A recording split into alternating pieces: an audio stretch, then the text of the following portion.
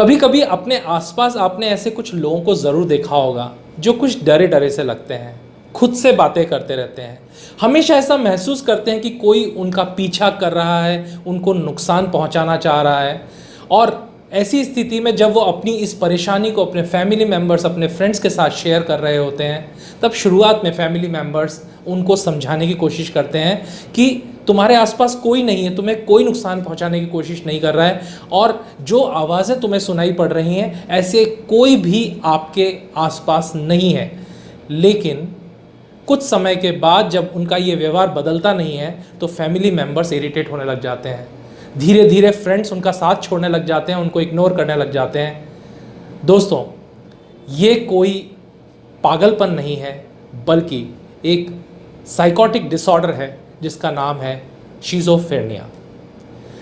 मेरा नाम है विनय शर्मा, मैं हूँ NLP कोच और हिप्नोटिस्ट, और आज के इस सेशन में हम बात करेंगे व्हाट इज स्किज़ोफ्रेनिया, इसके सिम्टम्स क्या हैं और ये किस तरह से ट्रीट किया जा सकता है, और क्या दवाइयों के अलावा भी कोई ऐसा तरीका है जिससे कि ये पूरी तरीके से ठीक किया जा सके। चलिए समझते हैं व्हाट इज स्किज़ोफ्रेनिया।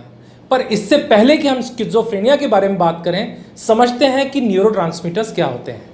न्यूरोट्रांसमीटर्स वो मैसेंजर्स हैं जो हमारे ब्रेन के मैसेजेस को शरीर के अलग अलग हिस्सों में लेकर जाते हैं, और इन न्यूरोट्रांसमीटर्स के डिस्टर्बेंस से ही ये बीमारी होती है।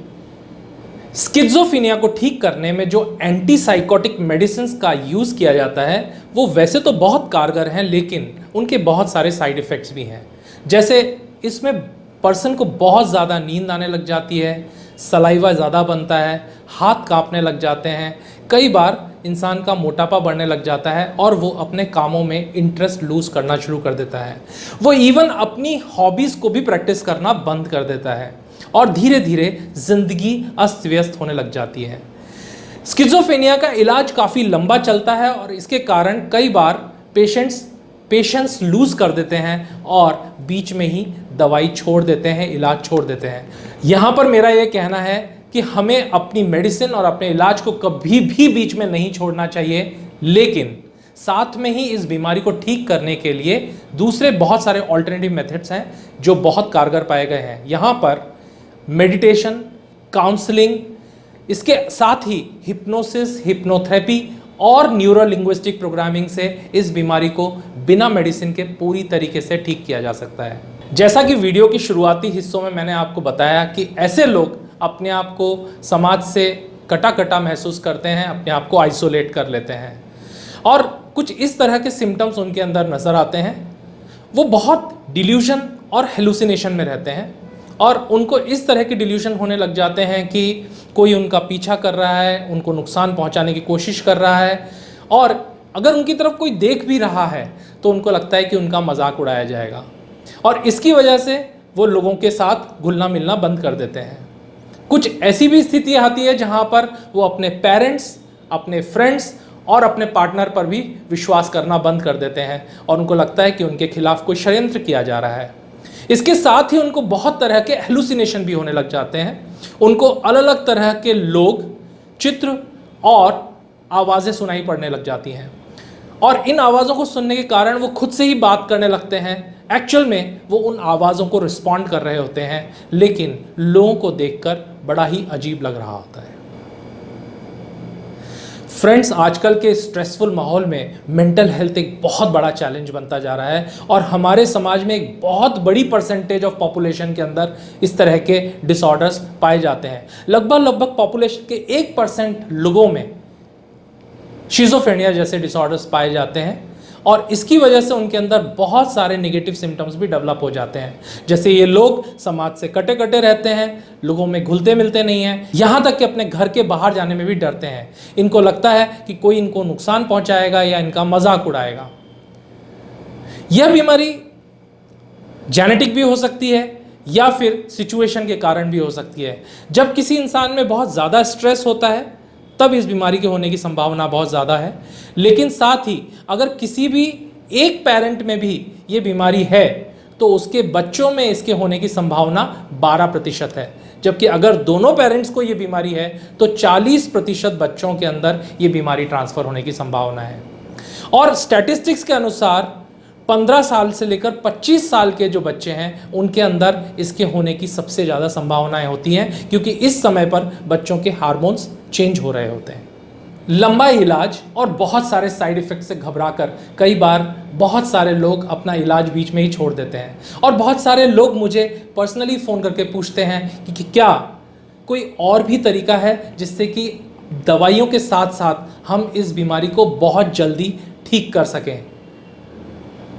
मुझको बहुत सारे व्यूअर्स का कमेंट और रिक्वेस्ट भी आता है कि आप इस बात पर वीडियो बनाइए कि क्या schizophrenia, bipolar disorder, sleep disorder जैसी बीमारियों का दवाइयों के अलावा भी कोई इलाज है। तो हाँ, as a healer, hypnotherapist and an NLP practitioner मैं इस बात को पूरे विश्वास के साथ कह सकता हूँ, और मैंने ऐसे बहुत सारे लोगों के साथ काम किया है। डेफिनेटली ये देखना ज़रूरी है कि उस समय पर उस पर्सन की कंडीशन कैसी है, लेकिन बहुत बड़ा पॉजिटिव रिजल्ट इसमें देखा गया है।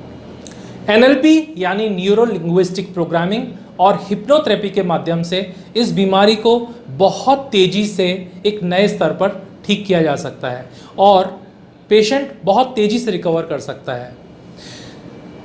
केमिकल इम्बैलेंसेस होने के कारण कई बार इंसान कमांड्स को और बातों को ठीक तरीके से समझ नहीं पाता, और इसीलिए माइंड की प्रोग्रामिंग एक बिल्कुल ही नए स्तर पर करनी पड़ती है।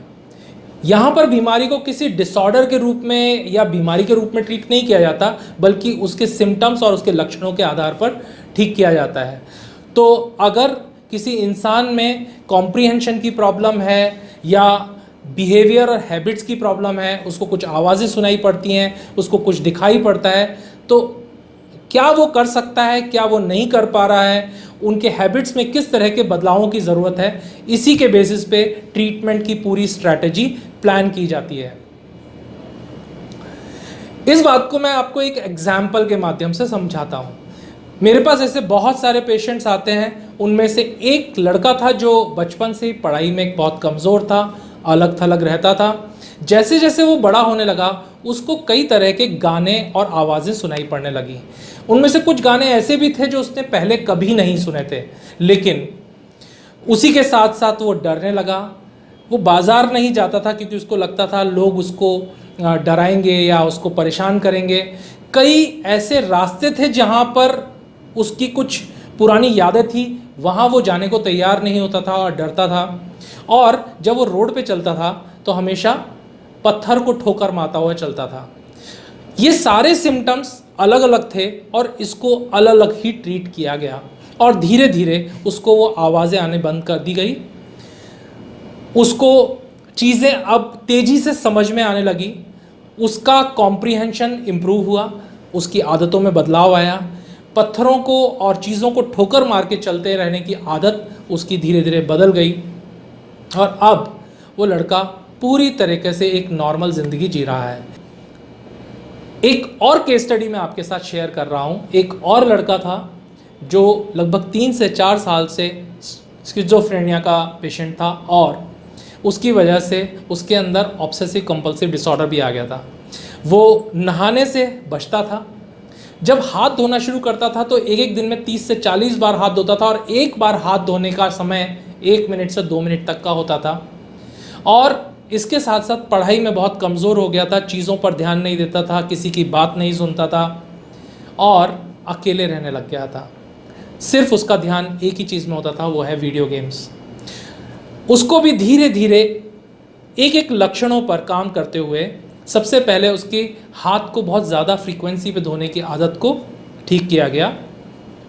जहाँ उसके इमोशंस और फीलिंग्स के अंदर एक प्रॉब्लम थी कि वो अच्छा सा महसूस नहीं करता था नहाने के लिए, उन फीलिंग्स और इमोशंस को सेट राइट किया गया, और धीरे धीरे उसके हैबिट्स और उसके वर्क मेथडोलॉजी पर काम करते करते अब वो बच्चा पूरी तरीके से एक नॉर्मल ज़िंदगी जी रहा है।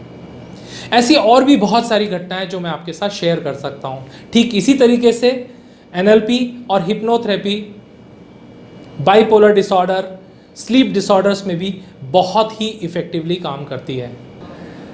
जैसा मैंने आपको इन केस स्टडीज़ के माध्यम से बताया कि किस तरीके से ये बीमारियां पूरी तरीके से ठीक की जा सकती हैं और एक इंसान पूरी नॉर्मल लाइफ जी सकता है, ऐसी ही बहुत सारे मेंटल डिसऑर्डर्स, फियर्स और फोबियाज़ को एनएलपी और हिप्नोथेरेपी के माध्यम से ठीक किया जा सकता है। अगर आप इस बारे में और कुछ भी जानकारी चाहते हैं तो नीचे दिए गए लिंक्स से आप हमसे संपर्क कर सकते हैं। ऐसे और बहुत सारे वीडियोस के साथ हम आपसे मिलते रहेंगे। अगर आपको ये वीडियो यूज़फुल लगा तो आप इसको लाइक करें, शेयर करें और इस चैनल को सब्सक्राइब करना ना भूलें, ताकि हम आपसे कंटिन्यूअसली अच्छे कंटेंट और वीडियोस के साथ मिलते रहें। Thank you and good bye.